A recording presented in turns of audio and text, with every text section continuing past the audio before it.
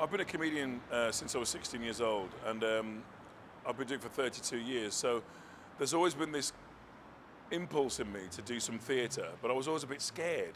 So there was a big mountain, and I definitely didn't want to do Shakespeare because that was the scariest thing of all. And of course, what do I get offered? Othello. And it's because I did a radio show where I talked about how I was allergic to Othello and to Shakespeare in general, and I had problems with it. And then I talked to people like Judi Dench and Trevor Nunn and Sir Peter Hall and Patterson Joseph and Adrian Lester, and they all said, well, you should hold your horses and have a go. Why don't you have a go?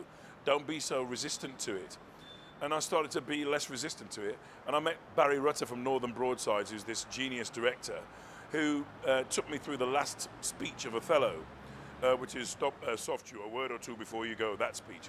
And we spent 4 hours on one speech. It's like 16 lines. I've never spent that long on a joke, ever! And it was an extraordinarily moving and wonderful and thrilling moment in my life. And at the end of it, after a whole day of this, I just said to him, do you think I can do this? And he went, and I'm bearing in mind I'm 9 feet taller than this guy. He said, of course you can, lad. And then suddenly I was doing it. And we did leads, and that was extraordinary. A month of rehearsals, just talking about text. It was so intense. I've never had that experience before. Because, jokes is very ephemeral, strange, transient thing. You write a joke, you do it. If it works, great. If it doesn't work, you cut it out. It's like that. But with Shakespeare, you've got to learn it. And there are some cuts, but generally that's it. You can't say, this bit about now is the winter of our discontent. That doesn't work, does it? You can't cut that. That's a major piece of the text. So I had insomnia and high blood pressure for a whole month during rehearsals.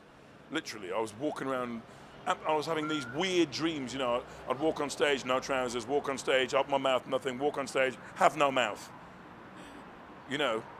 Walk on stage, everybody throwing things, I had these really horrible fear dreams. And then we opened and it was all right. And it was going to be all right because we were working really hard on the script and working really hard in rehearsals, but something in my brain was going, ah!